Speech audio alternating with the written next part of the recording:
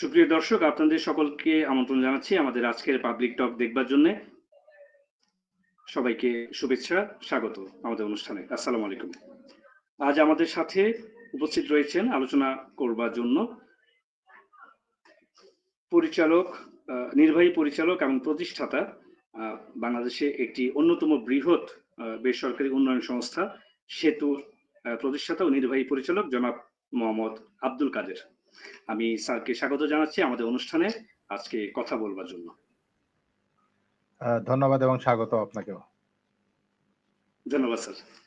সুপ্রিয় দর্শক, আপনারা ইতিমধ্যে জেনেছেন যে আমাদের অনুষ্ঠানে প্রায়ই আমি একটি কথার অবতারণা করে থাকি। মূলত সেটি হচ্ছে যে বর্তমান বাংলাদেশের যে প্রেক্ষাপট চলছে, রাজনৈতিক অস্থিরতা বলি, আইন শৃঙ্খলা পরিস্থিতির অবনতি বলি, যাই কিছু বলি না কেন, সকল দিক থেকেই আমরা একটি অস্থির ব্যবস্থার মধ্য দিয়ে প্রতিনিয়ত অতিক্রান্ত হচ্ছে। তার মাঝেও কিছু কিছু আশার আলো থাকে, তার মাঝেও কিছু কিছু বিষয় উন্নতির দিকে ধাবিত হচ্ছে হয়তোবা আমাদের দৃষ্টিকোণ থেকে যদি আমরা পর্যালোচনা করি। কারণ কিছুক্ষণ আগে একটি সংবাদ প্রকাশিত হয়েছে যে গত 8 দিনে সাঁড়াশি অভিযানে রাজধানীতে এবং সারা দেশে 2000 গ্রেপ্তার হয়েছে, সম্ভবত এমন একটি বিষয় এসেছে। তো সবকিছু মিলেই আজকে আমরা জনাব মোহাম্মদ আব্দুল কাদেরের সাথে কথা বলবো সমসাময়িক পরিস্থিতি নিয়ে। স্যার জড়িত আছেন ওনার যে এনজিও, যেটি উনি প্রতিষ্ঠাতা নির্বাহী পরিচালক, সেতুর সাথে দীর্ঘ 43 বছর যাবত, এবং উনি তৃণমূল পর্যায় থেকে মানুষের সাথে, গণমানুষের সাথে কাজ করার একটি বিশাল অভিজ্ঞতা ওনার রয়েছে। সেই আলোকেই আমরা আজকের অতিথি হিসেবে স্যারকে আমন্ত্রণ জানিয়েছি আমাদের সাথে কথা বলবার জন্য। স্যার, আমি বেশ কিছু বিষয় নিয়ে স্যার কথা বলবো। তার মাঝে প্রথমে ছোট ছোট কয়েকটি বিষয় আমি জানবো। তার আগে আমি একটি ছোট্ট বিষয় বলার পরে আমি একটু অন্য একটি বিষয় নিয়ে আমি স্যার আপনার সাথে আলোচনা করব, সেটি রাজনৈতিক প্রেক্ষাপটে। স্যার, ছোট্ট বিষয়টি হলো যে আপনি দেখেছেন ইতিমধ্যে যে ইসলামিক বিশ্ববিদ্যালয় কুষ্টিয়াতে 4টি আবাসিক হলের নাম পরিবর্তন করা হয়েছে এবং একটি একাডেমিক ভবনের নাম পরিবর্তন করা হয়েছে, এবং একটি আবাসিক হলের বঙ্গবন্ধু শেখ মুজিবুর রহমান নামে যে হলটি ছিল সেটির নাম পরিবর্তন করে শাহ আজিজুর রহমানের নামে হলটির নামকরণ করা হয়েছে, এবং এটি নিয়ে তীব্র সমালোচনা তৈরি হয়েছে প্রজ্ঞাপন জারির সাথে সাথে প্রশাসন থেকে। কারণ উনি একজন বিতর্কিত ব্যক্তি বা স্বাধীনতা বিরোধী ব্যক্তি ছিলেন এমন কথাবার্তা বলে সেই বিষয়টিকে সমালোচনার জায়গাতে নিয়ে আসা হয়েছে। তো এই বিষয়টিকে আপনি কিভাবে দেখেন? আসলে এই যে নাম পরিবর্তনের যে সংস্কৃতি দেশে, সরকার পরিবর্তন হোক বা যাই কিছু হোক না কেন, যে কোনো বড় স্থাপনা বা যে কোনো বিষয় দেখা যায় যে নাম পরিবর্তনের একটি বিষয় খুব চলে আসে সামনে, কোনো কোনো স্থাপনা। এই কালচারটি থেকে কি আমরা আসলে বেরিয়ে আসতে পারবো, নাকি এটি সবসময় এভাবেই প্রবহমান রয়ে যাবে? আপনার মূল্যবান মতামত জানতে চাচ্ছিলাম। আসলে নাম পরিবর্তন একটা চর্চা বটে আমাদের দেশে, কিন্তু নাম নিজের মানসিকতার যদি পরিবর্তন না হয়, মানবিক গুণাবলীর যদি পরিবর্তন না হয়, আমাদের যে ভাবনা, যে স্বাধীন চেতনা, ভাবনা এবং মানসিকতা, সেগুলোর যদি পরিবর্তন না হয়, শুধু নাম পরিবর্তন করে কোনো লাভ হবে না। এবং ইতিমধ্যে নাম পরিবর্তন হয়েছে, এটা আমরাও জানি, কিন্তু নাম পরিবর্তন করলে বিল্ডিং তো বিল্ডিং আছে, যারা ছাত্র তারাই থাকে। সুতরাং সেখানকার যদি ছাত্ররা যদি তাদের লেখাপড়ার ভিতর থাকে, ভালো রেজাল্ট করে, সেটা একটা দিক। আর একটা হচ্ছে যে নিজেদের ধরেন ক্ষমতার পালাবদল কিন্তু হবেই, এটা এটা চিরস্থায়ী কোনো বিষয় না। কিন্তু আজকে আমি একজনের নাম পরিবর্তন করলাম, পরবর্তীতে আরেকজন আসলে তার নাম পরিবর্তন করবে, এটা রাষ্ট্রীয় কোষাগারের আর্থিক ক্ষতি যেমন হচ্ছে, তেমন অনেকের মানসিক ক্ষতি হচ্ছে। এবং আমরা আমরা যারা এগুলোর সঙ্গে জড়িত, আগে পিছে সব মিলে আমরা অস্থির মানসিকতার ভিতরে আছি, এটা সুস্থ মানসিকতার পরিচয় বহন করে না। আপনাকে বলি, পাকিস্তানেতে এখনো শেখ মুজিবুর রহমানের নামে সড়ক আছে, কিন্তু বঙ্গবন্ধু শেখ মুজিবুরের নামে না। পৃথিবীর অনেক দেশে বঙ্গবন্ধুর নামে বিভিন্ন স্থাপনা আছে, কিন্তু আমাদের দেশের এই চর্চার কিন্তু বড় অভাব। কারণ এক গ্রুপ আসবে, অন্য গ্রুপের ভাঙবে বা ক্ষতি করবে, পরের গ্রুপ আসবে, আরেকজনের গ্রুপ করবে। আমাদের রাষ্ট্রীয় কোষাগারের সম্পদ যাচ্ছে, পাশাপাশি মানে মানুষের প্রতি যে ভালোবাসা বা শ্রদ্ধা, সেইটার জায়গায় কিন্তু ঘাটতি দেখা দিচ্ছে। মানে পরম সহিষ্ণু যে বিষয়টা আছে, সেটার কিন্তু বড়ই অভাব। অশান্ত মানসিকতার পরিচয় বটে এসবগুলো। এ পর্যন্ত আর কিছু? আমি যে বিষয়টি নিয়ে এখন আলোচনা করতে যাচ্ছি, আপনি জেনেছেন যে বাংলাদেশে একটি নতুন রাজনৈতিক দলের আত্মপ্রকাশ ঘটেছে তরুণ প্রজন্মদের নিয়ে, জাতীয় নাগরিক পার্টি বা এনসিপি। তো সেই দলটির পক্ষ থেকে বলা হয়েছে যে দ্বিতীয় রিপাবলিক এবং তার প্রেক্ষাপটে ৭২-এর সংবিধান বাতিল, গণপরিষদ নির্বাচনের দাবি এবং দ্বিতীয় রিপাবলিক ছাড়া গণ এই ৭২-এর সংবিধান বাতিল ছাড়া কোনোভাবেই দেশে স্থিতিশীলতা আসবে না এবং এভাবে করে সামনে আগানো যাবে না। নতুন বাংলাদেশ গড়তে হলে এটা অপরিহার্য। তো এই বিষয়টি নিয়ে আজকে বিভিন্ন রাজনৈতিক দলের সাথে জাতীয় নাগরিক পার্টির বেশ কিছু কথা চালাচালি হয়েছে। সেই সংবাদটি আগে আমি আপনাকে কিছুটা চৌম্বক অংশটুকু আমি পড়ে শোনাবো এবং পরবর্তীতে সেটির বিষয়ে স্যার আমি আপনার কাছ থেকে একটু মূল্যায়ন জানতে চাইবো। তার মাঝে আমরা দেখেছি যে জাতীয় নাগরিক পার্টির যেই স্টেটমেন্ট দ্বিতীয় রিপাবলিকের বিষয়ে তারা বলছেন, তাদের নেতৃবৃন্দ বলছেন যে সেকেন্ড রিপাবলিক সেটি হতেই হবে, কেননা ৭২-এর যে সংবিধান সেখানে কাঠামোগত রয়েছে, যে কারণে এটির আর কোনো বিকল্প অবস্থা নেই, এটি পরিবর্তন ছাড়া। সে কারণে গণপরিষদ নির্বাচন হওয়া উচিত। একই প্রেক্ষাপটে ইসলামিক আন্দোলন তারা বলছে আবার যে দ্বিতীয় রিপাবলিক হতে পারে, কিন্তু জাতীয় নির্বাচনকে বিলম্বিত যেন কোনোভাবেই না করা হয়।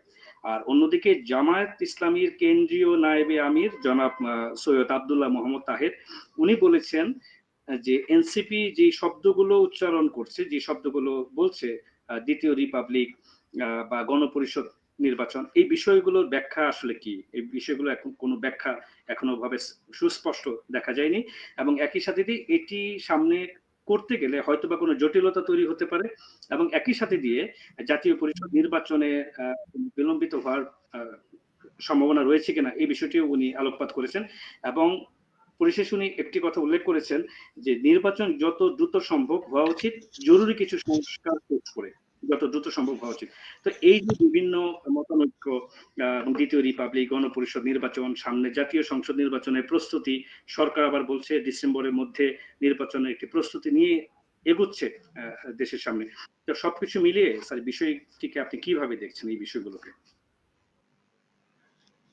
আচ্ছা, আমাদের দেশে পৃথিবীর প্রতিটা দেশেই সাংবিধানিক কাঠামো রয়েছে এবং সংবিধানকে মেনেই রাজনৈতিক চর্চা চলে। কাঠামোগত পরিবর্তন যাই বলেন না কেন সেগুলো হয়। কিন্তু আমাদের দেশের যে অবস্থা এখন, আমাদের সংবিধান যদি সংশোধন করতে হয় রীতিমতো একটা সংসদ দরকার। কিন্তু আমাদের এই মুহূর্তে তো সংসদ নাই। আর যে সরকার এটা করতে চাবেন সেটাও কিন্তু এখন যথেষ্টভাবে কি বলবো, গণমানুষের সরকার যেটা বলে নির্বাচিত সরকার সেটা কিন্তু না। তা এখন এই কাজটা কিভাবে হবে এটা একটা সংশয় বটে। তবে এই কাজটা একেবারেই সংসদ কেন্দ্রিক, সংসদ সদস্যরা, নীতি নির্ধারকরা উনারা এই কাজ সংসদে বসে এটা সমাধান করবেন বা সংশোধিত করবেন সংবিধানকে।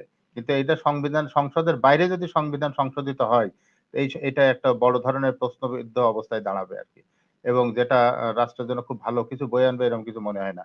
কারণ পরবর্তীতে আবারও সংসদে গিয়ে এটা সংশোধিত হয়ে যাবে। সুতরাং নির্বাচিত প্রতিনিধি দ্বারাই এটা সংসদকে সংশোধিত, সংবিধানকে সংশোধন হোক, সংযোজন হোক, পরিমার্জন হোক, এগুলো নির্বাচিত প্রতিনিধি দ্বারাই হওয়া উচিত। আর নির্বাচনের গতিধারার যে বিষয়টা, সরকার নিশ্চয়ই খুব সাহসের সাথে বলছেন যে ডিসেম্বরের ভিতরে এই কাজটা করা সম্ভব হবে। আমিও আশা করি হয়তোবা সম্ভব হবে। কিন্তু প্রেক্ষাপট, ফিল্ডের যে অবস্থা এবং রাজনৈতিক দলগুলোর যে চ এই মুহূর্তে যে চর্চা, তাতে মনে হয় না যে এটা যথেষ্টভাবে ডিসেম্বরের ভেতর হওয়া সম্ভব। কারণ এখানে সংশয় এবং সংঘাতের একটা সম্ভাবনা তৈরি হতে পারে। এক গ্রুপ চাইবে যে এটা ডিসেম্বরে হোক, আরেক গ্রুপ চাইবে হবে না। সুতরাং এটা মাঠে তখন অস্থির অবস্থা তৈরি হবে আরকি। এবং যেটা এই নির্বাচন এবং সংবিধান সংশোধন বিষয়টাকে ত্বরান্বিত করতে আ আ কষ্টসাধ্য হয়ে যাবে বা বাধাগ্রস্ত হতে পারে ক্ষেত্র বিশেষে। সুতরাং এখন আমাদের যে রাজনৈতিক দলগুলো আছেন তাদের ভিতরে সমন্বয় দরকার এবং পরমত সহিষ্ণু যে বিষয়টা আছে, অন্যের প্রতি শ্রদ্ধাশীল, অন্যের মতের প্রতি, ভিন্ন মতের প্রতি শ্রদ্ধাশীল, এই বিষয়গুলো যদি হয় তাইলে আমাদের জন্য বেশ ভালো। কিন্তু সেই আমাদের ইতিহাস সেরকম বলে না যে এটা সহসাই হয়ে যাবে বা হবে। আরেকটা বিষয় আছে যে ধরেন আমাদের দেশে যে দীর্ঘ ১৫ বছর আ আ আওয়ামী লীগ নির্বাচন করছে এবং বিএনপির বাইরে থেকে। এখনো যদি সেই ধারা যাতে আবার বর্তমান যারা রাজনৈতিক প্রেক্ষাপটে যারা আসবেন, তারা যদি এরকম কোনো না কোনো পার্টিকে যদি বাইরে রেখে করতে চান, তাহলে সমান অপরাধে অপরাধী বা দুষ্ট হয়ে যাওয়ার একটা ব্যবস্থা আরকি। সুতরাং আমি খুব আশাবাদী যে আমাদের রাজনৈতিক নেতৃবৃন্দ এটাতে সমঝোতার ভিত্তিতে একটা আমাদের দেশীয় প্রয়োজনে, জাতীয় প্রয়োজনে একটা সুষ্ঠু স্বাভাবিক নির্বাচনের ক্ষেত্র তৈরি করা এবং সে নির্বাচিত হওয়া এবং সকল ধরনের আ রাজনৈতিক দলগুলোকে এখানে অংশগ্রহণের সুযোগ সৃষ্টি করা বা তৈরি করা। সেই সুযোগ এবং সুবিধা যদি থাকে সবাই নিশ্চয়ই অংশগ্রহণ করবে। হার-জিত তো জনগণের হাতে। ভোট যদি সত্যিই সিনসিয়ার হয় এবং ভোটটা যদি খুব ফেয়ার ভোট হওয়ার সুযোগ থাকে, আ এ দল নিরপেক্ষ ভোট হওয়ার সুযোগ থাকে, আ বা কোনো প্রেশার না থাকে, তাহলে নিশ্চয়ই এটা একটা ভালো ভোট হবে এবং জনগণ অতীতেও সেই রায় দিয়েছে তাদের রায় যে কোথায় কখন কি ভোট দিতে হয়। জনগণ এখনো প্রস্তুত যদি সেই ভোটের মাঠটা যদি একটু স্বাভাবিক হয়, সুন্দর হয়, আ এ চাপমুক্ত থাকে বা শঙ্কামুক্ত থাকে, তাইলে জনগণ নিশ্চয়ই সেই ভোট দিয়ে এটা তাদের রায় প্রকাশ করবেন আরকি। এ এ এট এ এ পর্যন্ত এই জায়গাটায় আমি বলতে চাই আরকি আমার দিক থেকে বলা। স্যার তাহলে এবং এটির সাথে আমার একটি পাশাপাশি সম্পূর্ণ জি স্যার বলেন। বলেন। স্যার তাহলে এটির সাথে যে একটি সম্পূরক বিষয় জানবার আছে সেটি হচ্ছে যে জনাব সার্জিস আলম জাতীয় নাগরিক পার্টির অন্যতম একজন নেতা। উনি কিন্তু বলেছেন যে শেখ হাসিনার বিচারের আগে বিগত সরকারের সাবেক প্রধানমন্ত্রী শেখ হাসিনার বিচারের আগে গণহত্যা বিষয়ক বিষয়টিতে তার আগে কোনোভাবে নির্বাচন দেয়া যাবে না বা সম্ভব নয়। এটি নিয়ে উনি কথা বলেছেন। আ তাহলে কতটা সংঘর্ষের দিকে যাচ্ছে সবকিছু মিলিয়ে?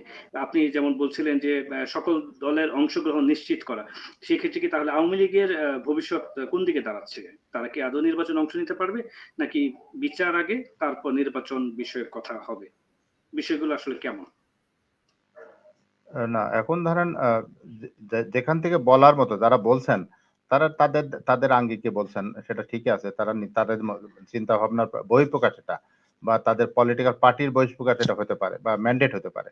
কিন্তু বিষয়টা হচ্ছে আপনি যে সার্বজনীনভাবে যদি দেখেন, তাইলে এইটা খুব গ্রহণযোগ্য অবস্থায় থাকে না বা জনসমাদৃত হবে না। কারণ এ মানে ব্যক্তির বা প্রতিষ্ঠানের এটা আমি পলিটিক্যাল পার্টির পলিটিক্যাল পার্টির যে আ ম্যান্ডেট, সেই ম্যান্ডেটটা কিন্তু এখনো যথেষ্টভাবে গড়ে ওঠেনি। আর আমাদের দেশের যে সামাজিক সংস্কৃতি, সেই সংস্কৃতির সঙ্গে তাল মিলিয়ে এটাকে এগিয়ে নিতে হবে।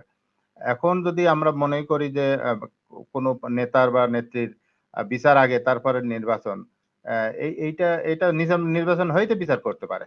কারণ নির্বাচন হইলে তো একটা নির্বাচিত সরকার আসবে। তখন তারা দায়িত্ব নিতে পারেন যে এটা কোথায় কিভাবে সংস্কার করতে হবে বা বিচার করতে হবে বা নির্বাহী করতে হবে। কিন্তু এখন যে অন্তর্বর্তীকালীন যে সরকার, এখন সবাই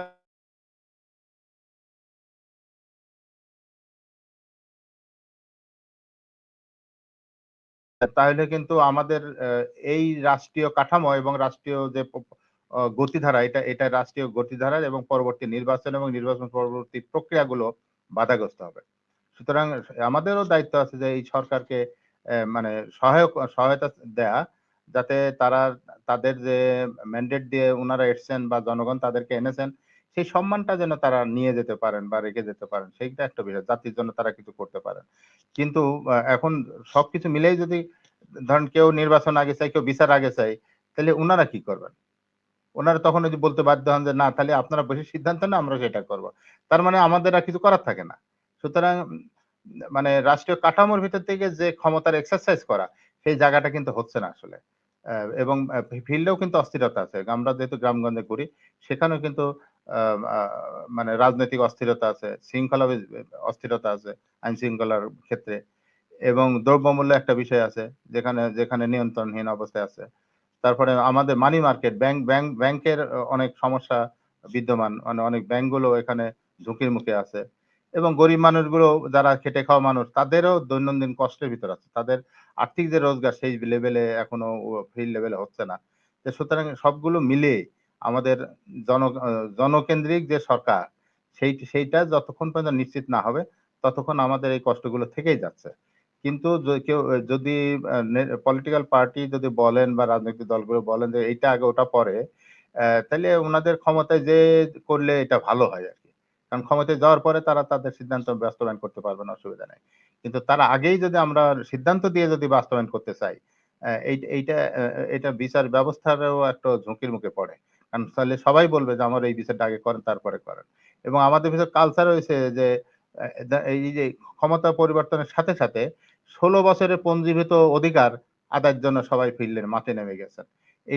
এইটা একটা শোভন না আরকি। জাতিগতভাবেও না, সামাজিকভাবেও না। সুতরাং আরো দুর্ভাগ্য দেখেন যে এই সামাজিক অস্থিরতার ভেতর দিয়েই মানে লেখাপড়া করব না, আমাকে সার্টিফিকেট দিতে হবে। এটা আমাদের জাতির জন্য একটা দুর্ভাগ্য এবং কলঙ্কের। কারণ এই ছেলেমেয়েগুলো পরবর্তী কিন্তু পড়তে হবে। তাদের দেশে বিদেশে যে যেতে হয়, তাইলে কিন্তু এদের যাওয়ার জন্য একটা কষ্ট তৈরি হয়ে গেল। যে তারা ইচ্ছা করলেই বাইরে যেতে পারবে না। কারণ ওই রেজাল্টটা তাদের অবৈধ।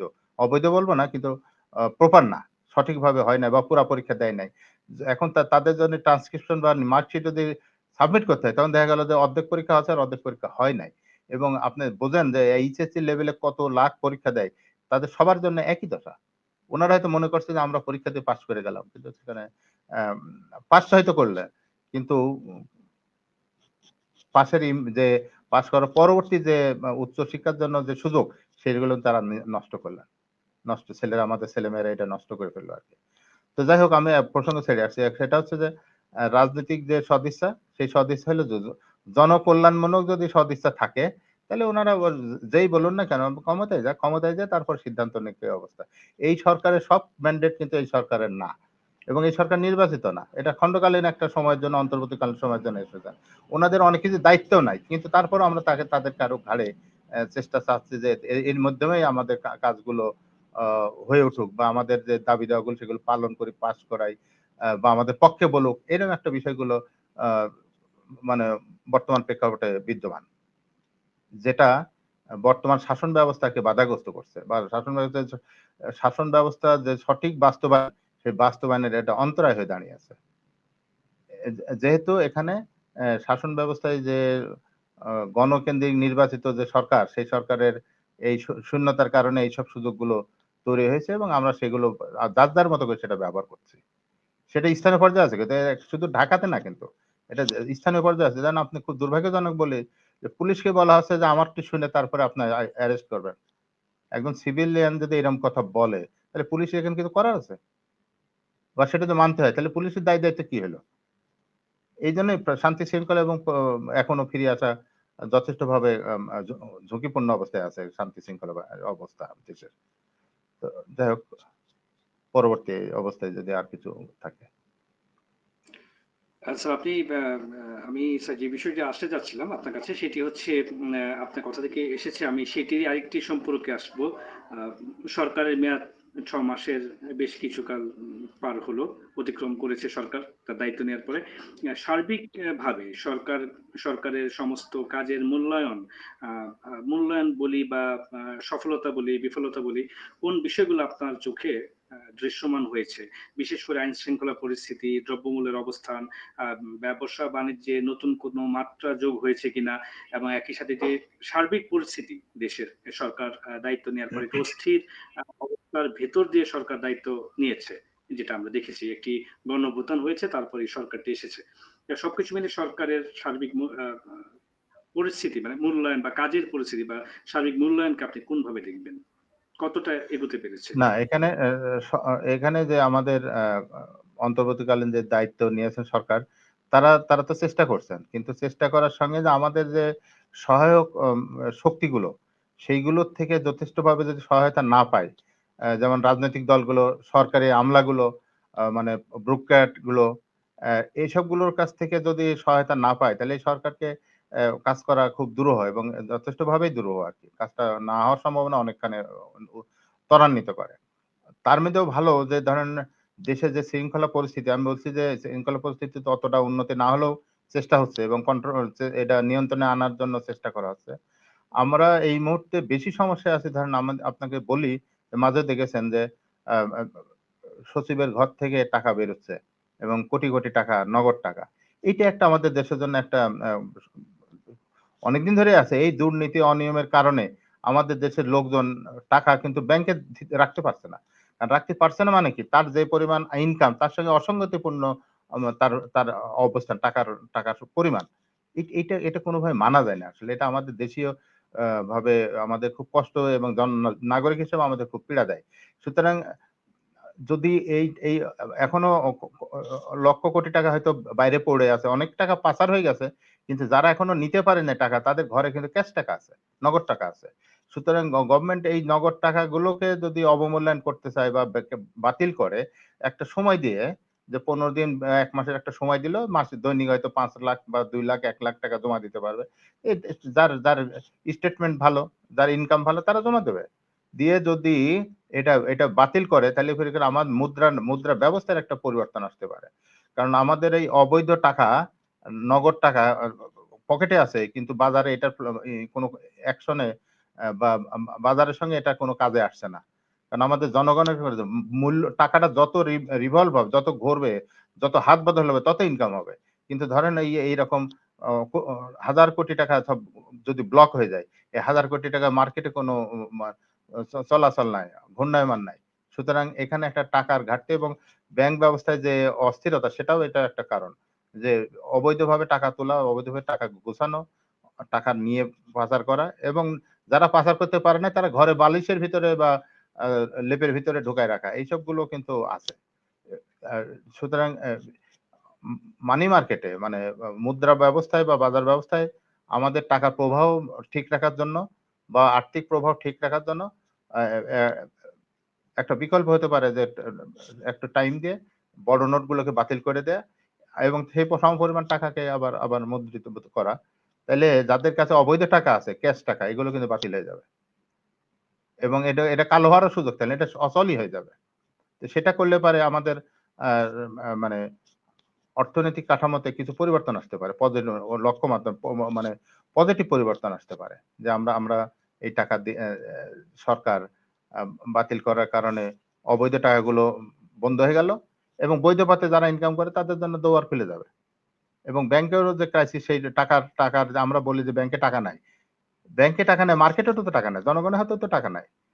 টাকা টাকা যদি লুটেরাদের হাতে থাকে যে সমস্ত আমলা চুরি করেছে, সারা জীবন ধরে ঘুষ খেয়েছে তাদের পকেটে যে টাকা থাকে, সেটা তো মার্কেটে আসার সুযোগ নাই।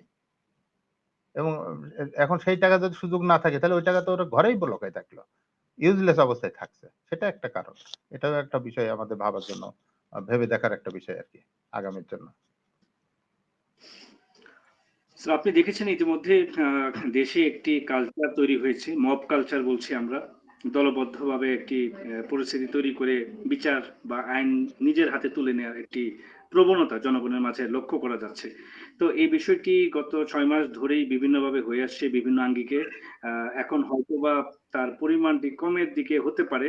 তারপরেও বেশ কিছু ঘটনা আপনি দেখেছেন হচ্ছে। তো এটি একটি বিষয়, আতঙ্কের একটি বিষয়। আপনি একদম তৃণমূল পর্যায়ে কাজ করেন। যেহেতু আপনি একটি বেসরকারি উন্নয়ন সংস্থা পরিচালনা করছেন। তো আপনি এই বিষয়টিকে কিভাবে দেখবেন? এবং একই সাথে দিয়ে এটির প্রভাব সারা দেশে কেমন পড়ছে আপনার দৃষ্টিকোণ থেকে? আ এবং পাশাপাশি যে বিষয়টি আমি একটি সম্পূরক বিষয় জানতে চাইবো এটির সাথে দিয়ে, সেটা হচ্ছে একটি কালচার আমাদের দেশে আরো একটি কালচার আমরা দেখছি। যে একটি সরকার পরিবর্তন হওয়ার পরে সেখানে বিগত সরকারের কোনো বিষয়কে নিয়ে ট্যাগিং করার একটি রাজনীতি বা ট্যাগিং করার একটি মানসিকতা তৈরি হয়। যেমন আওয়ামী সরকারের আমলে আ জামাত শিবির ট্যাগিং, যুদ্ধাপরাধী ট্যাগিং একটি বিষয় ছিল। আবার আওয়ামী সরকারের পতনের পরে এখন আ একটি ট্যাগিং আসছে নতুন করে, সেটি হচ্ছে আওয়ামী ফ্যাসিস্ট বা আওয়ামী দোসরের কথা বলা হয়। যে কারো বিরুদ্ধে যদি আমাদের কোনো আক্রোশ থাকে বা কোনো অভিযোগ থাকে বা কোনো ধরনের ব্যক্তিগত অভিযোগও যদি থাকে, আমরা আওয়ামী দোসর বলে চালিয়ে দেওয়ার একটি চেষ্টা করি। বা আওয়ামী দোসরের ফ্যাসিস্ট সরকারের দোসর বলে চালিয়ে দেওয়ার চেষ্টা করি। এমন একটি প্রবণতা কিন্তু আমাদের মাঝে দেখা যাচ্ছে। এতে করে জনগণের শৃঙ্খলা বা জনগণের নিরাপত্তা বা আমাদের নিরাপত্তা ব্যক্তিগত পর্যায়ে বলি, রাষ্ট্রীয় পর্যায়ে বলি, সামাজিক পর্যায়ে বলি, সবকিছুই তো হুমকির মুখে। তাহলে এই যে মব কালচার এবং এই যে ট্যাগিং এর একটি বিষয়, যেটি থেকে আমরা এখনো বেরিয়ে আসতে পারছি না। এটিকে আপনি কিভাবে দেখছেন? এটি আমাদের কোন দিকে নিয়ে যাচ্ছে? আচ্ছা, একটা হলো যে আমরা ফিল্ডে আছি আমরা মাঠ পর্যায়ে কাজ করে তৃণমূলে থাকি। আপনি খেয়াল করবেন যে সাম্প্রতিক সময়ে পরিবহনে চুরি ডাকাতি বেড়েছে এবং শৃঙ্খলা বিঘ্নিত হচ্ছে। পাশাপাশি গ্রাম পর্যায়েও কিন্তু মানে আ বিভিন্ন ধরনের অনিয়ম সংগঠিত হচ্ছে। বিশেষ করে চাঁদাবাজি কিন্তু একেবারে গ্রাম পর্যায় পর্যন্ত এখন অবস্থানে আছে। তো বিষয়টা হচ্ছে যে সরকার এটা চেষ্টা করছে নিয়ন্ত্রণে আনার জন্য। কিন্তু এখনো পর্যন্ত কিছু হয়েছে কিন্তু যথেষ্টভাবে হয় নাই। এবং সরকার দেখেন অনেকগুলো আ আ রেড দিয়ে অনেককে অ্যারেস্ট করেছে। সেটাও একটা কারণ। তবে অ্যারেস্ট করে অসুবিধা নাই। সন্ত্রাসী ধরা খাক, সাজা পাক সেটা নিয়ে সমস্যা নেই। কিন্তু যারা নিরপরাধ যাতে একটাও যাতে এই ধরনের সমস্যার সম্মুখীন না হয় সেটাও সরকারকে খেয়াল রাখা দরকার। এটা হলো একটা। আরেকটা সামাজিক কালচার ধরেন আ ভিন্ন মতকে আমি আগেই বলছি যে ভিন্ন মতকে যদি প্রাধান্য না দেই, নিজের মতো করে চলি তাহলে একটা বিষয়। এবং আমাদের যে সংস্কৃতি তৈরি হয়ে আছে সেটা থেকে আমরাও কিন্তু সরছি না বা সরতে পারছি না বা সরা যাচ্ছে না। কারণ আ আমরা মনেই করি যে এইটা একটা ১৫ বছর আমরা কথা বলতে পারি না, এখন ১৫ বছর আমরা আমরা যা করব তাই হবে। সেটা কিন্তু জনগণ কিন্তু খুব সহজভাবে দেখে না। এটা পলিটিক্যালি হয়তো বলা যায় বা দলগতভাবে এটা বলা যেতে পারে। কিন্তু আমাদের সাধারণ জনগণ কিন্তু এটার পক্ষে না। তারা চায় নিরপেক্ষতা বজায় থাকুক, শৃঙ্খলা থাকুক এবং পক্ষপাত দুষ্ট আচরণ যাতে না হয়। আর যারা এরকম করছে তাদেরও একটা আ আইনি কাঠামোর ভিতরে এনে আ তাদেরকে কোনো ব্যবস্থার আওতায় আনা যায় কিনা সেগুলো দেখার চেষ্টা করা। যদি সরকার সেটা পারে তাহলে খুব ভালো হয়। কিন্তু কিন্তু তুলনামূলকভাবে আ দৃশ্যমান দৃষ্টিতে মনে হচ্ছে যে অনেক কিছু কন্ট্রোলে আছে বা কমে আছে। বিশৃঙ্খলতা বা অস্থিরতা কমে গেছে। কিন্তু হয়তো কিছু কমেছে। কিন্তু অস্থির কিন্তু ফিল্ডে আছে। একদম একদম তৃণমূলেও আছে। এটা গ্রামে না, শহরে না শুধু গ্রাম পর্যন্ত আছে। এবং সেটাও পিছনে ওই একই কারণ। যে আমি আমি আমি আমার ভাই একদল করতো, বোন একদল করতো, বাবা আরেক দল করতো। এইটা নিয়ে নিজেদের ভিতরে দ্বন্দ্ব তৈরি হয়ে আছে। আর ১৫ দিনের ক্ষোভ ১৫ দিনে যাবে না। এটা খুব স্বাভাবিক। কিন্তু সবাই যদি একটু সহনীয় মাত্রায় থাকে, সহনশীল হয়, তাহলে এটা করা খুব সহজ। এটাকে নিয়ন্ত্রণ আনা বা কাজ করা খুব সহজ।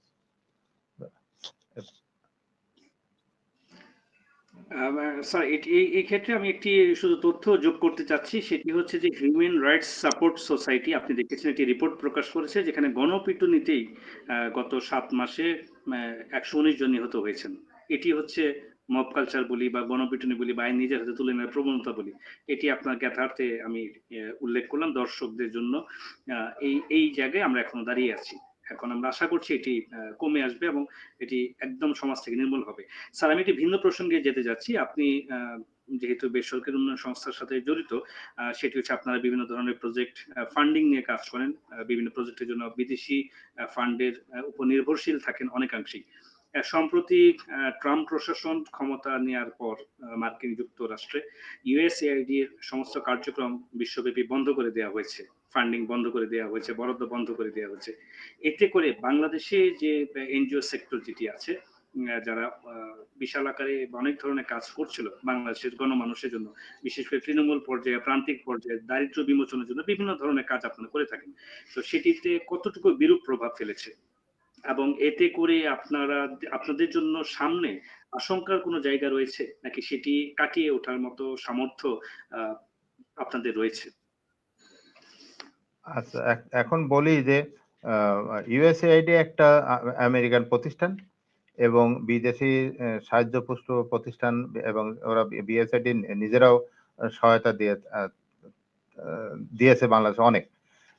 বিষয়টা হচ্ছে যে এই যে সাহায্যকারী প্রতিষ্ঠান বা আর্থিক দাতা সংস্থা এগুলোর কিছু প্রজেক্ট আছে এবং এই প্রজেক্টে আ বাংলাদেশে প্রায় ১০,০০০ কর্মচারী এবং উচ্চ বেতনের চাকরি করার লোকজন।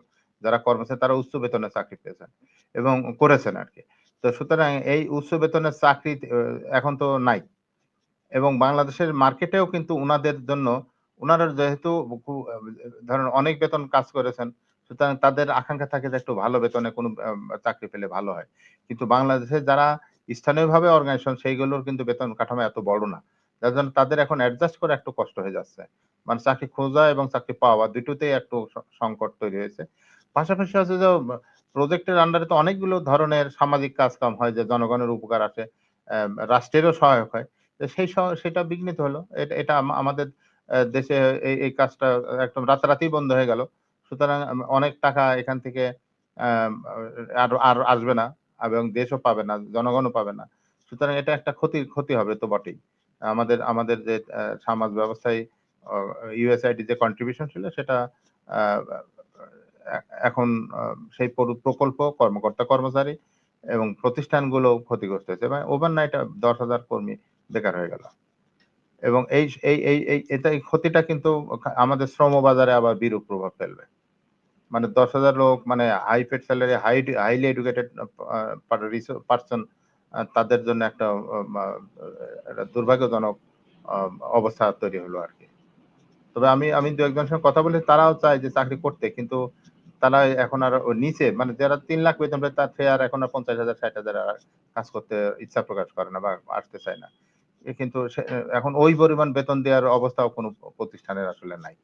সেসবগুলো একটা আমাদের জন্য, জাতির জন্য, দেশের জন্য একটা ঝুঁকিপূর্ণ অবস্থায় গেল আরকি। আ জি। কিন্তু এই ফান্ডিং বন্ধ করতে যে তৃণমূল পর্যায়ে আপনাদের যে বিভিন্ন ধরনের কার্যক্রম পরিচালিত হচ্ছিল, যেটিও বন্ধ হয়ে গেছে স্বভাবতই। তো এতে করে আপনি বলছিলেন যে সর্বস্তরেই এটি ক্ষতির সম্মুখীন।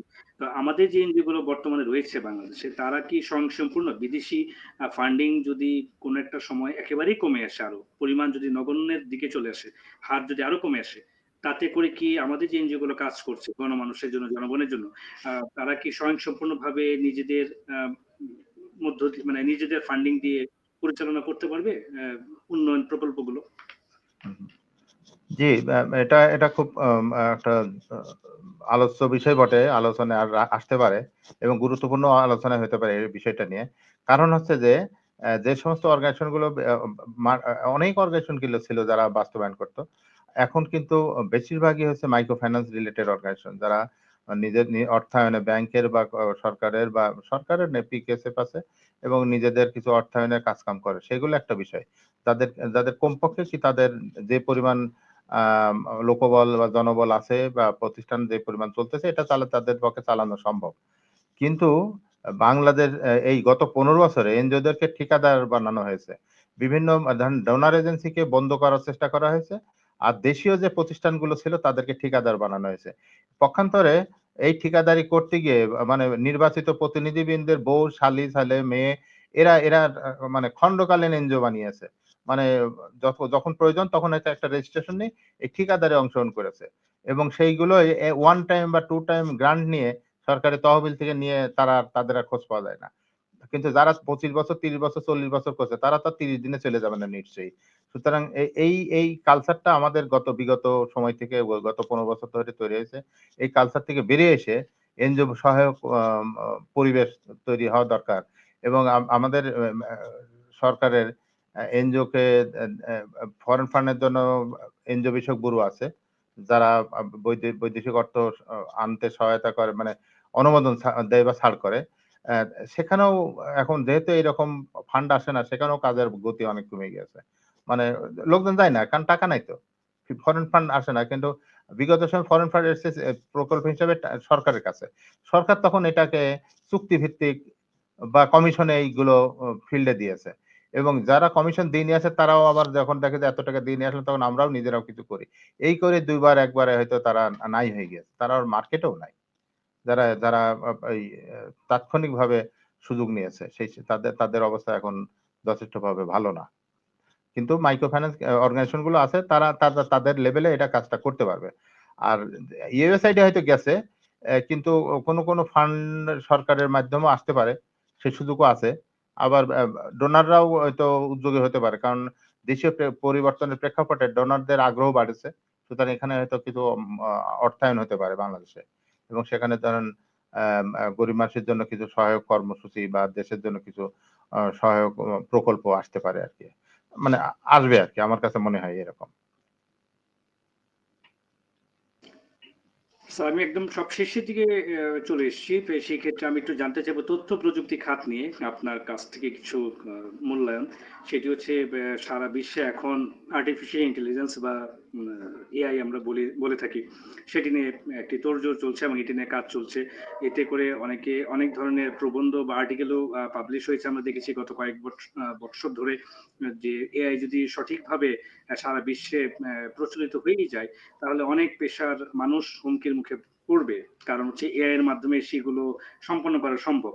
তো এটি একটি বিষয়, এটিকে আপনি আসলে সংশয়ের জায়গা দেখেন কিনা? এটি কি আমাদের জন্য সম্ভাবনা নাকি শঙ্কার জায়গা এআই এর বিষয়টি, বা আর্টিফিশিয়াল ইন্টেলিজেন্সের জায়গাটি? এবং একই সাথে হচ্ছে বাংলাদেশে এখন বর্তমানে তথ্য প্রযুক্তি খাতে আমরা আসলে কোন দিকে ধাবিত হচ্ছি? আমাদের কি সময়টি কিছুটা আগে যে স্বর্ণযুগ ছিল তথ্য প্রযুক্তি খাতে বাংলাদেশে একটি ভালো একটা অবস্থানের দিকে আমরা যাচ্ছিলাম, সেখানে কি কোনো ধরনের ঘাটতি পড়েছে নাকি আমরা সেই জায়গাতে রয়েছি, এটি হয়তো আরো উন্নতির দিকে যাচ্ছে? আপনার কাছে কি মনে হয়? আচ্ছা, এআই নিয়ে বলতে যে আর্টিফিশিয়াল ইন্টেলিজেন্স যেটা আছে সেটা সহায়ক শক্তি আসলে। এটা আমাদেরকে ভুলে গেলে চলবে না যে এটা মানুষের যে মানবিক যে শক্তি, মানুষের যে আ বুদ্ধিমত্তা সেটা কোনোভাবে এআই আমাদের মানুষের বুদ্ধিমত্তাকে ছেড়ে যাবে না। কারণ এআই আর্টিফিশিয়াল ইন্টেলিজেন্স মানব সৃষ্ট একটা আ আ প্রোগ্রাম আরকি। যার জন্য এটা করে। কিন্তু কিছু জায়গায় তারা গুরুত্বপূর্ণ ভূমিকা রাখবে এআই। কিন্তু মানুষেরও কাজের তৈরি কর্মসংস্থান তৈরি হবে। মানে এর পাশাপাশি কর্মসংস্থান তৈরি হবে। আপনি দেখেন কম্পিউটার যখন আসে তখন মনে হচ্ছে যে কম্পিউটার আসলে আমাদের লোকজন সব বেকার হয়ে যাবে, অফিস ফাঁকা হয়ে যাবে। আসলে তা হয় নাই। কারণ একটা ক্ষেত্র যখন নতুন কোনো আম আ উদ্ভাবনী আ কাজ যখন শুরু করে তখন পাশাপাশি অনেকগুলো কাজের ক্ষেত্র তৈরি হয়। সুতরাং আমি আশা করি যারা আ আ আন্তরিকভাবে কাজ করতে চায় বা আগ্রহ আছে তারা কিন্তু এটা করতে পারবে। তাদের জন্য কোনো সমস্যা না। আর যারা একটু দুর্বল প্রকৃতির তারা হয়তো মানে পেশা পরিবর্তন করতে হবে। এআই তো সব করে দেবে না। এআই এর তো একটা লিমিটেশন আছে। সে কতটুকু করতে পারবে। পাশাপাশি এআই ব্যবহার করার জন্য আমরা কতটা প্রস্তুত? আমাদের মাঠটা সেই পরিমাণ প্রস্তুত কিনা? তো এআই কে অপারেশন এবং এটা চালানোর জন্য যে খরচ, সেই এফোর্ডেবল অবস্থায় আমরা আমাদের সকল প্রতিষ্ঠান এই এফোর্ডেবল বা এটা গ্রহণ করার মতো বা ব্যবহার করার মতো অবস্থায় আছে কিনা? আসলে তা নাই। আমাদের জাতীয় প্রেক্ষাপটে আরকি। তারপরেও যদি এআই যদি কাজ করে এটা আমাদের জন্য একটা ভালো হবে এবং আমরা মানুষ হিসাবে মানুষের যে বুদ্ধিমত্তা সেটাকেও কাজে লাগানোর সুযোগ তৈরি হবে। এটা হলো এআই বিষয়। আর আমরা যদি আমাদের যে আইটি সেক্টর আছে, আম আ আইটি সেক্টর এবং আমাদের যে আ অ আ এই সেক্টরে আমরা বিগত সময়ে যা কাজ করেছি আমার মনে হয় এর চেয়ে আরো ভালো হবে। তথ্য প্রযুক্তি বিষয়ে আমাদের বিগত সময়ের চেয়ে আগামীতে আরো অনেক বেশি সুযোগ তৈরি হবে, ক্ষেত্র তৈরি হবে। বিগত সময়ে মূলত বীজ বপন হয়েছে। মাঠ তৈরি করা হয়েছে। কিন্তু ওই মাঠে এখন যদি আমাদের বাস্তবায়ন হয় ওই ধারাবাহিকতা আ থাক বা না থাক, লোকজন কিন্তু বুঝে ফেলছে যে এটা দিয়ে কি হয়।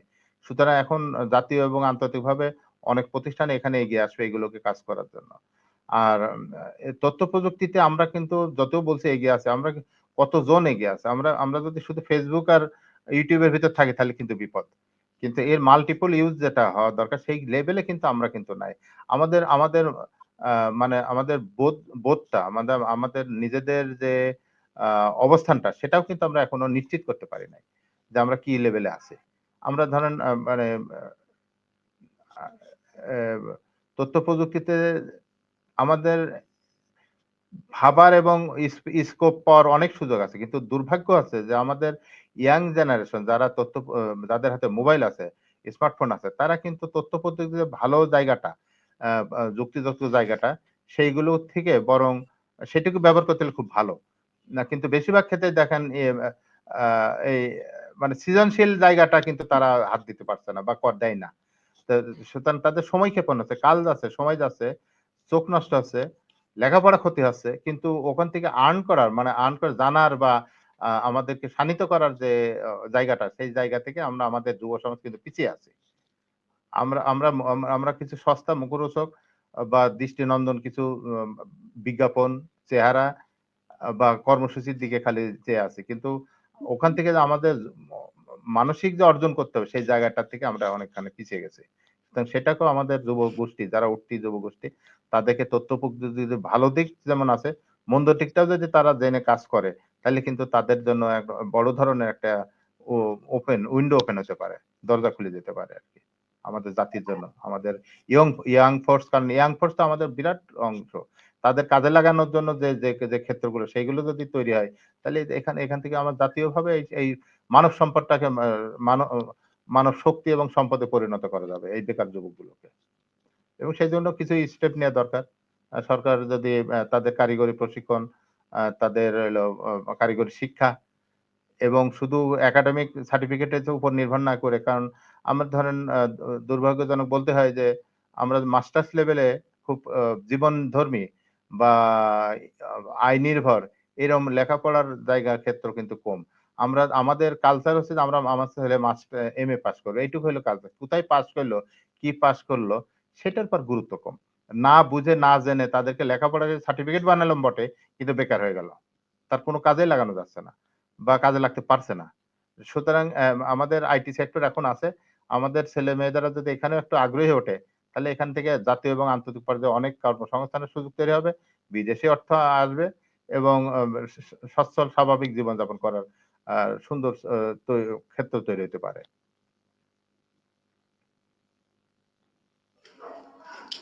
একদম পরিশেষে আমি একটি বিষয় জানতে চাইবো স্যার, সেটি হচ্ছে আপনি গত বছর বিশ্ব জলবায়ু সম্মেলনে অংশ নিয়েছেন, জাতিসংঘের সাধারণ পরিষদে অংশ নিয়েছেন। আপনি অংশ নিয়ে থাকেন দেশের পক্ষ থেকে রিপ্রেজেন্ট করেন আপনার সেক্টর থেকে। সেখানে বাংলাদেশ নিয়ে আপনার ভাবনা কি ছিল? বিশেষ করে আপনি দেখছেন যে সম্প্রতি ঘন ঘন ভূমিকম্প হচ্ছে সারা দেশে, আমাদের দেশে। হুম। এটি নিয়ে কোনো ধরনের প্রিকশনারি ব্যবস্থা আসলে আমাদের কতটুকু নেওয়া হয়েছে সরকারের পক্ষ থেকে বা বিভিন্ন বেসরকারি মহল থেকে যারা এই বিষয়টি নিয়ে কাজ করে জলবায়ু নিয়ে। তো বিশ্ব জলবায়ু যে ইস্যুটি নিয়ে আপনি ওখানে কথা বলেছেন, আপনি জাতিসংঘ সাধারণ পরিষদেও কথা বলেছেন। বাংলাদেশ নিয়ে আপনার সার্বিক ভাবনাটি কি ছিল এবং আপনার ভবিষ্যৎ পরিকল্পনা কি? আমাদের সার্বিক অবস্থা নিয়ে আমি জলবায়ু বিষয়ে যদি বলি, আমি যদি আর্থসামাজিক উন্নয়নের জায়গা থেকে বলি, তাহলে সমস্ত জায়গাতেই একজন বেসরকারি উন্নয়ন সংস্থা, একটি এনজিওর প্রতিষ্ঠাতা এবং নির্বাহী পরিচালক হিসেবে আপনি যেটা দীর্ঘদিন কাজ করে আসছেন, আপনার ভাবনাটি কি? আ ধন্যবাদ। আমি তো আ আ চান্স অর বাই চান্স আমি ধরেন জাতিসংঘের অনেকগুলো প্রোগ্রামে দীর্ঘদিন ধরে যাওয়ার সুযোগ হয়েছে। আমি যাই এবং সুযোগ পাইলে নিশ্চয়ই বলি এবং প্যানেলিস্ট হিসেবে অনেক জায়গায় কথা বলেছি। আমাদের জলবায়ু বিষয়টা হচ্ছে আমরা কিন্তু আ আ জলবায়ুর প্রান্তিক পর্যায়ে আছি। কারণ আমাদের বে অফ বেঙ্গল একটা বিষয়। এখানে স্যালাইনিটি আছে, লবণাক্ততা আছে। অ্যা অ বে অফ বেঙ্গলের বঙ্গোপসাগরের যে জল, এই জল কিন্তু সমতল থেকে যায়। কিন্তু পানির যে প্রবাহটা সেটা কিন্তু মানে সমতলের যে প্রবাহ সেগুলো কিন্তু বন্ধ হয়ে যাচ্ছে। আপনার পদ্মা, গড়াই, যমুনা এসব যে পরিমাণ পানি আ মি মি স্বাদু পানি বা মিষ্টি পানি আ মানে প্রবাহিত হওয়ার কথা সেই পরিমাণ হচ্ছে না। এবং আপনি জেনে থাকবেন যে দক্ষিণের যে লবণাক্ততা সেই লবণাক্ততা কিন্তু সমতলে চলে আসছে। বাড়ছে ক্রমান্বয়ে বাড়ছে। এটাই হলো লবণাক্ততা। পাশাপাশি বলে যে পানির যে উচ্চতা, সাগরের পানির উচ্চতা বৃদ্ধি পাচ্ছে। এই বৃদ্ধি পাওয়ার ফলেও কিন্তু আমাদের দেশে লবণাক্ততার একটা প্রভাব চলছে। কারণ পানি যখন বৃদ্ধি পাচ্ছে তখন ওই পানিটা সমতলে আসার চেষ্টা করছে। আমি দুঃখিত।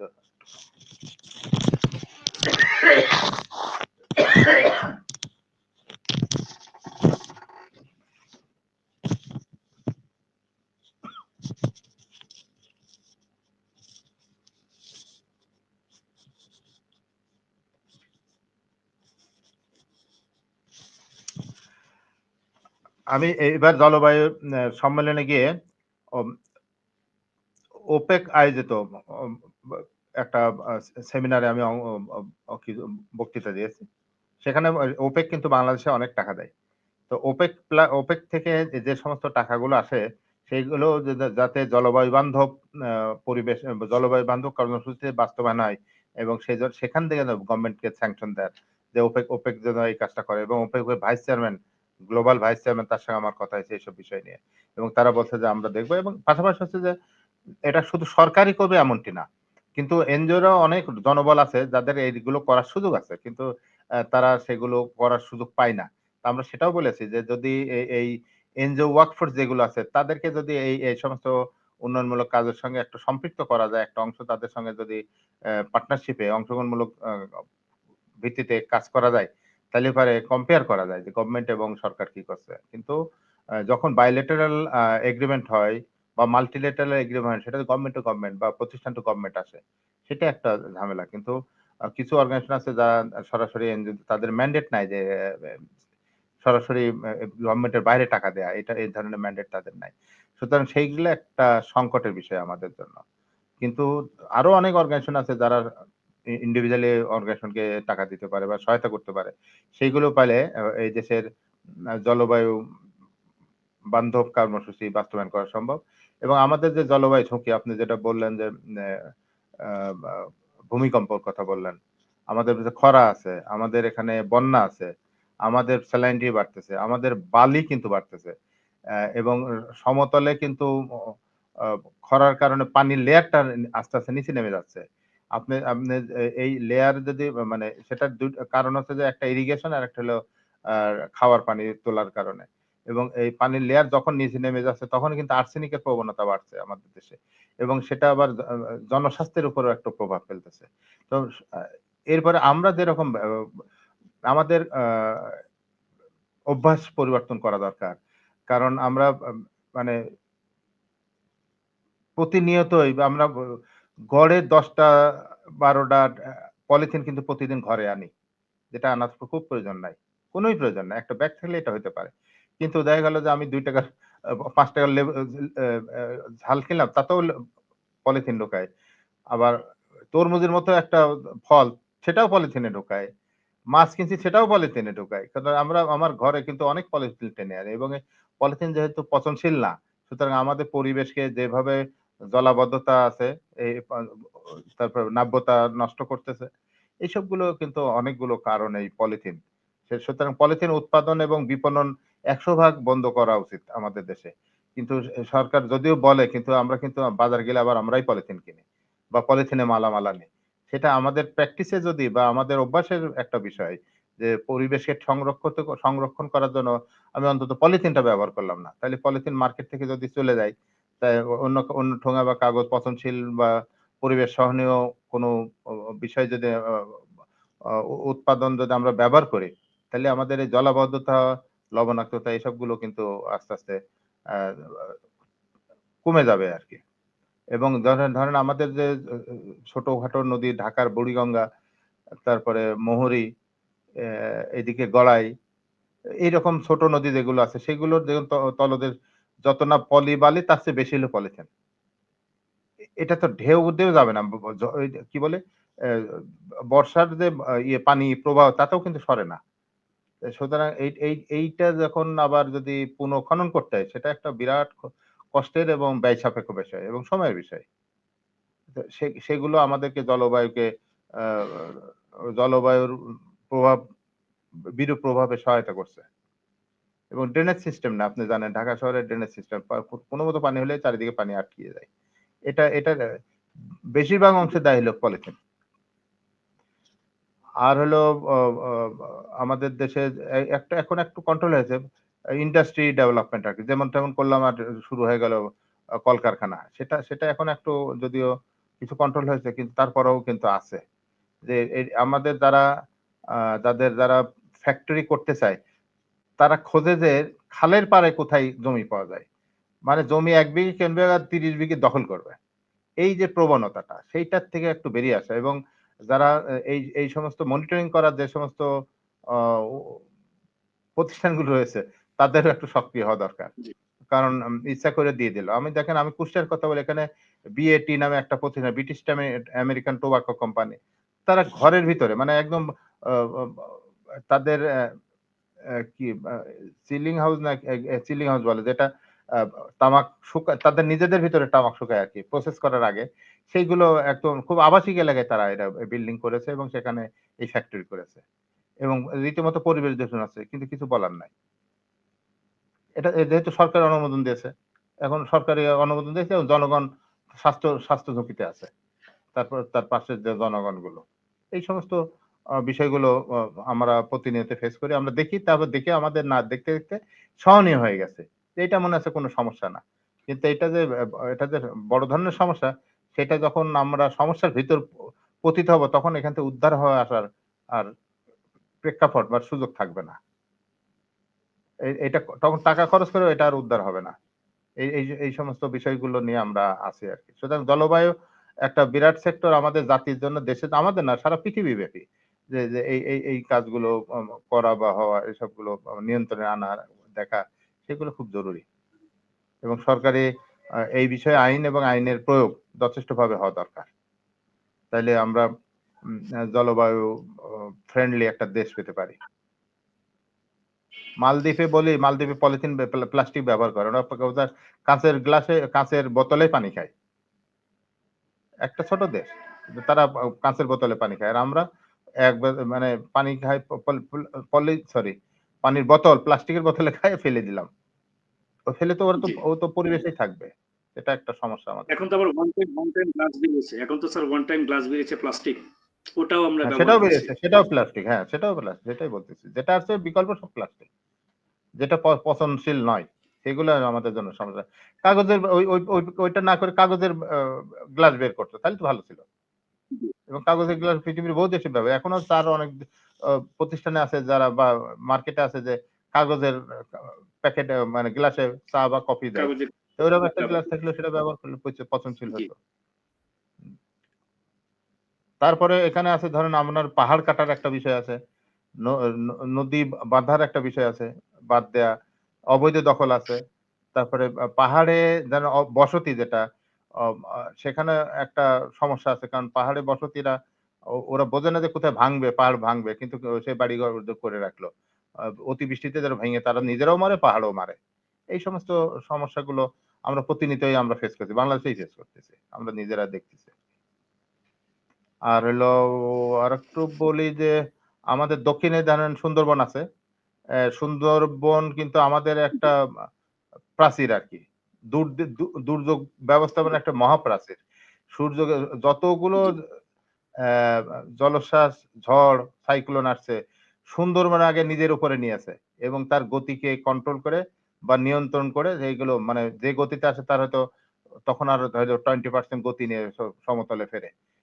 এই ঝড় বা সাইক্লোন। সুন্দরবন প্রতিনিয়ত নিজের সুন্দরবনকে নিজের জীবন দিয়ে আমাদের জীবনকে বাঁচাচ্ছে। অথচ সুন্দরবনের অবশ্যই। রক্ষার জন্য আমাদের ব্যবস্থা নাই। সুন্দরবন বৃদ্ধি করার জন্য আমাদের ব্যবস্থা নাই। সুতরাং সেই জায়গাগুলো সরকারের দিক থেকেও একটু ভাবা দরকার। আর আমরা নাগরিক হিসেবেও সচেতন হওয়া দরকার। সুন্দরবনে যাতে অবৈধ লোকের পরিবেশ না হয়, প্রবেশ না হয়, গাছ না কাটে, মানে সুন্দরী গাছগুলো যাতে বৃদ্ধিতে সহায়ক হয়, সেসবগুলো এখানে দেখা যেতে পারে। এবং আমরা নাগরিক সমাজে যদি সচেতন হই, তাহলে এটা খুব সহজে এটা করা সম্ভব। জি, ধন্যবাদ স্যার, অসংখ্য ধন্যবাদ আপনাকে বিভিন্ন বিষয় নিয়ে মূল্যবান আপনার মতামত দেওয়ার জন্য। আমরা শুরু করেছিলাম দেশের রাজনৈতিক প্রেক্ষাপট নিয়ে, শেষ করেছি জলবায়ু নিয়ে। কেননা জলবায়ু আমাদের জন্য খুব বড় একটি বিষয়। কেননা সেটির সাথে আমাদের জীবনের অস্তিত্ব, রাষ্ট্রের অস্তিত্ব, সমাজের অস্তিত্ব জড়িত। যে কারণের জন্য আমাদের এই বিষয়ে মনে হয় সচেতন হওয়াই দরকার। স্যার, আপনাকে অসংখ্য ধন্যবাদ জনাব মোহাম্মদ আব্দুল কাদের আমাদের সাথে যুক্ত হওয়ার জন্য। আবারও দেখা হবে কোনো একটি বিষয় নিয়ে, অন্য কোনো আরেকটি পর্বে। স্যার, আপনাকে অনেক ধন্যবাদ জানাই। ধন্যবাদ আপনাকেও। ধন্যবাদ দর্শক শ্রোতাকে।